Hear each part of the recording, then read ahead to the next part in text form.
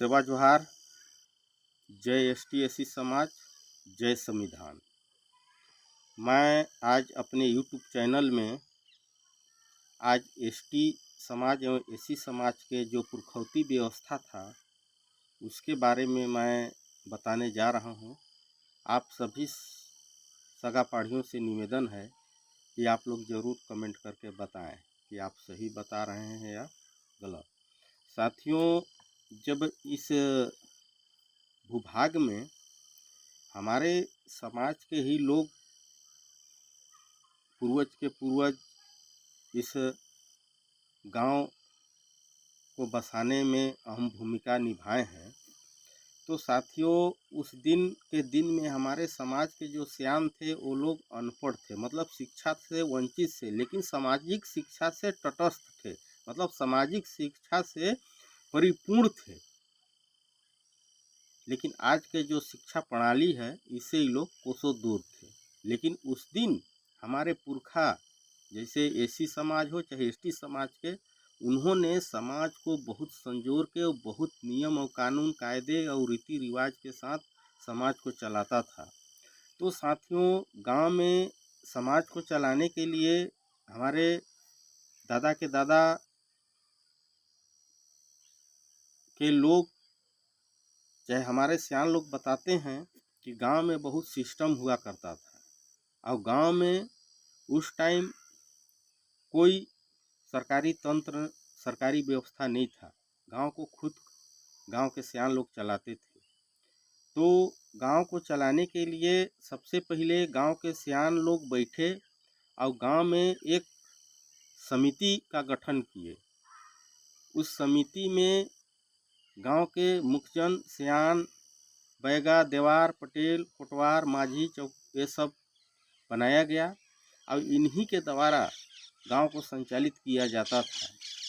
तो साथियों, ये और इसी व्यवस्था को देख के हमारे महामहिम बाबा भीमराव अम्बेडकर साहब ने, इसी को देख के हम आदिवासी एवं एसी समाज के लिए जब संविधान लिखने का उनको मौका मिला दोस्तों, तो उस टाइम हम सभी का जो परंपरा, जो रीति रिवाज, जो कल्चर है, उसको देख के उन्होंने संविधान के पन्ने में हमारे बारे में सुरक्षा कवच, हक अधिकार को उल्लेख करके इस दुनिया को विदा हुए हैं।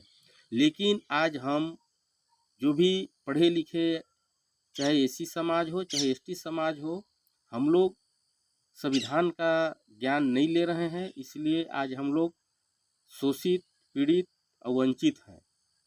आज अगर प्रत्येक आदिवासी समाज जो पढ़ा लिखा इंसान है उसके घर में संविधान का बुक हो, समय मिलते उसको अध्ययन करे, तो उसका हर चीज़ उनको पता चल जाएगा कि हमारे जो जिस समाज में पैदा हुए हैं उसको कितना हक और अधिकार है। लेकिन आज हम लोग पढ़ते ही नहीं हैं।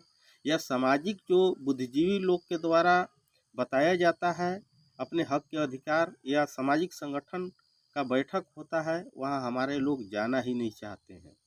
और गैर समाज का जो बैठक होगा या गैर समाज ये कुछ भी कराएगा, वहाँ लोग टूट जाते हैं, मतलब कूद जाते हैं। इसलिए आप सभी लोग से मेरा यही कहना है कि हमारे जो एसटी एसी समाज के जो पूर्वज का बनाया हुआ जो व्यवस्था है, साथियों अगर उस व्यवस्था को हम लोग अगर छोड़ देंगे और दूसरे के व्यवस्था पे अगर चलने लगेंगे, तो हमारे समाज का जो हक अधिकार है वो बहुत ही खतरे में है। इसलिए खतरे में है कि अभी आपको अवगत करा देना चाहता हूँ, विगत पिछले पंचवर्षीय में हम आदिवासी समाज का यहाँ 32% आरक्षण था आबादी के अनुसार से, और उसको असंवैधानिक करार देते हुए उसको 20% में कर दिया गया था। हम सभी जितने भी छत्तीसगढ़ के आदिवासी हैं, बहुत जगह धरना प्रदर्शन, चक्का जाम हे हो, तो उसको आज भी स्थगित है, मतलब आज भी सही से पुनः 32% का बहाली नहीं किया गया है। ये फाइल राज्य भवन में अभी भी पड़ा हुआ है।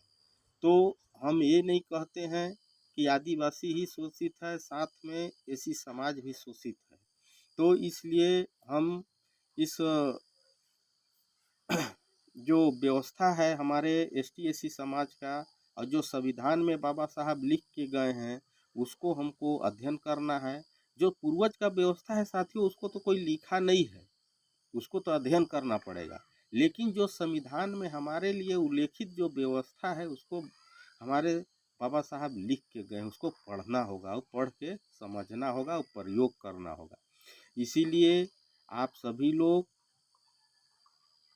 अपने अपने जो समाज है संगठित हों, संगठित होने के बाद प्रत्येक घर में अपना पहचान हो कि हमारा ये पहचान है। और प्रत्येक घर में हम तो ये कहते हैं कि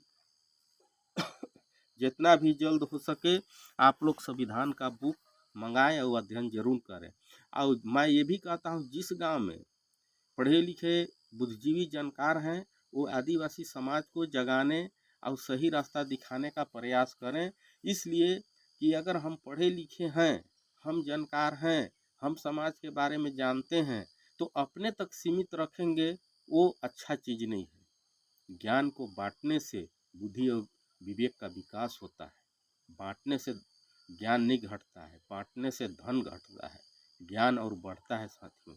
इसलिए हम लोग जो एसी समाज है उन लोग से भी कुछ तालमेल रखें। और अपना जो आदिवासी समाज है ये ज़्यादातर और पिछड़ेपन है, इसलिए आपस में रगड़ा झगड़ा न करें, आपस में संगठित हों और सभी लोग एक होकर और जहाँ भी आदिवासी के साथ किसी गैर समाज हो या शासन प्रशासन के साथ अन्याय किया जाता है वहाँ मुकरता से आदिवासी अपनी आवाज़ को बुलंद करें, वो अपने हक अधिकार को पाने के लिए जो भी करना पड़े करके अपना हक अधिकार प्राप्त करें। ये मेरा आग्रह है। इसलिए कि हमारे जितने भी ज़मीन जगह हैं बहुत अभी लुटाते जा रहा है और हम लोग सहते जा रहे हैं। हम लोग को कहीं मारपीट भी दिया जा रहा है तब वो सह रहे हैं। हम लोग को किसी से लड़ाई नहीं करना है, मारपीट बल का लड़ाई नहीं करना है साथियों। हमारा जो संविधान में हक अधिकार है उसका लड़ाई करना है और उस अधिकार के तहत हमको विजय प्राप्त करना है। तो साथियों इतने कह के अपने बातों को विराम करता हूँ। जय सेवा, जय जोहार, जय संविधान।